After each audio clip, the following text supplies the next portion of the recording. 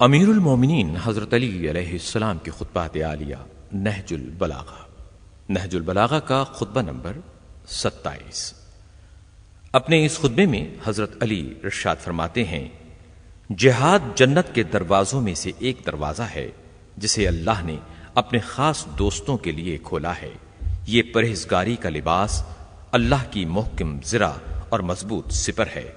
جو اس سے پہلو بچاتے ہوئے اسے چھوڑ دیتا ہے، خدا اسے ذلت و خواری کا لباس پہنا اور مصیبت و ابتلا کے ردا اوڑھا دیتا ہے۔ خدا اسے ذلت و خواری کا لباس پہنا اور مصیبت و ابتلا کے ردا اڑھا دیتا ہے، اور مدہوشی و غفلت کا پردہ اس کے دل پر چھا جاتا ہے، اور جہاد کو ضائع و برباد کرنے سے حق اس کے ہاتھ سے لے لیا جاتا ہے۔ ذلت اسے سہنا پڑتی ہے اور انصاف اس سے روک لیا جاتا ہے۔ حضرت علی علیہ السلام اپنے اس خطبے میں ارشاد فرماتے ہیں، میں نے اس قوم کو لڑنے کے لیے رات بھی اور دن بھی، اعلانیہ بھی اور پوشیدہ بھی تمہیں پکارا اور للکارا، اور تم سے کہا کہ قبل اس کے کہ وہ جنگ کے لیے بڑھیں تم ان پر دھاوا بول دو۔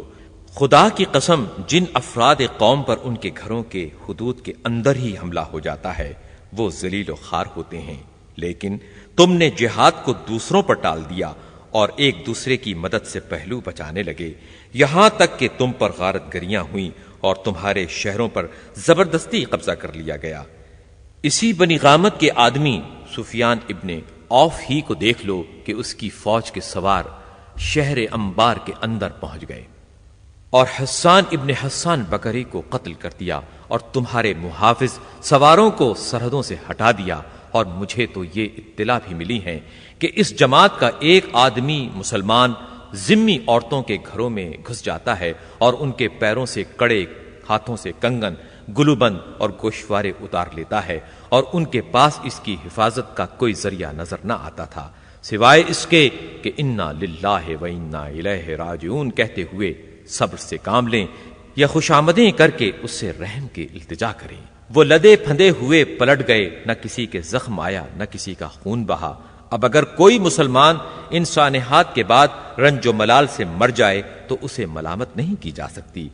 حضرت علی علیہ السلام اپنے اس خطبے میں ارشاد فرماتے ہیں، بلکہ میرے نزدیک ایسا ہی ہونا چاہیے۔ العجب ثم العجب، خدا کی قسم ان لوگوں کا باطل پر ایکا کر لینا اور تمہاری جمعیت کا حق سے منتشر ہو جانا دل کو مردہ کر دیتا ہے اور رنج و اندوہ بڑھا دیتا ہے۔ تمہارا برا ہو، تم غم و حزن میں مبتلا رہو، تم تو تیروں کا از خود نشانہ بنے ہوئے ہو، تمہیں ہلاک و تاراج کیا جا رہا ہے، مگر تمہارے قدم حملے کے لیے نہیں اٹھتے۔ وہ تم سے لڑ بھڑ رہے ہیں اور تم جنگ سے جی چراتے ہو، اللہ کی نافرمانیاں ہو رہی ہیں اور تم راضی ہو رہے ہو۔ اگر گرمیوں میں تمہیں ان کی طرف بڑھنے کے لیے کہتا ہوں تو تم یہ کہتے ہو کہ یہ انتہائی شدت کی گرمی کا زمانہ ہے، اتنی مہلت دیجیے کہ گرمی کا زور ٹوٹ جائے، اور اگر سردیوں میں چلنے کے لیے کہتا ہوں تو تم یہ کہتے ہو کہ کڑاکے کا جاڑا پڑ رہا ہے، اتنا ٹھہر جائیے کہ سردی کا موسم گزر جائے۔ یہ سب سردی اور گرمی سے بچنے کے لیے باتیں ہیں۔ جب تم سردی اور گرمی سے اس طرح بھاگتے ہو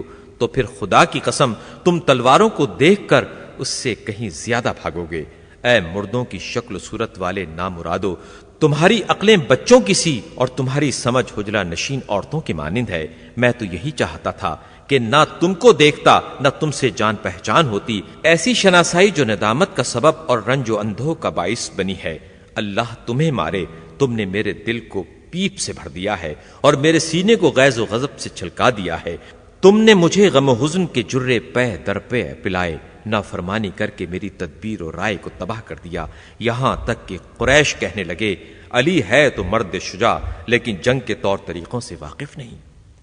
امیر المومنین حضرت علی علیہ السلام نہج البلاغہ کے اس خطبے کے آخری حصے میں ارشاد فرماتے ہیں، اللہ ان کا بھلا کرے، کیا ان میں سے کوئی ہے جو مجھ سے زیادہ جنگ کی مزاولت رکھنے والا اور میدان وغا میں میرے پہلے سے کار نمایاں کیے ہوئے ہو؟ میں تو ابھی 20 برس کا بھی نہ تھا کہ حرب و ضرب کے لیے اٹھ کھڑا ہوا، اور اب تو 60 سے بھی اوپر ہو گیا ہوں،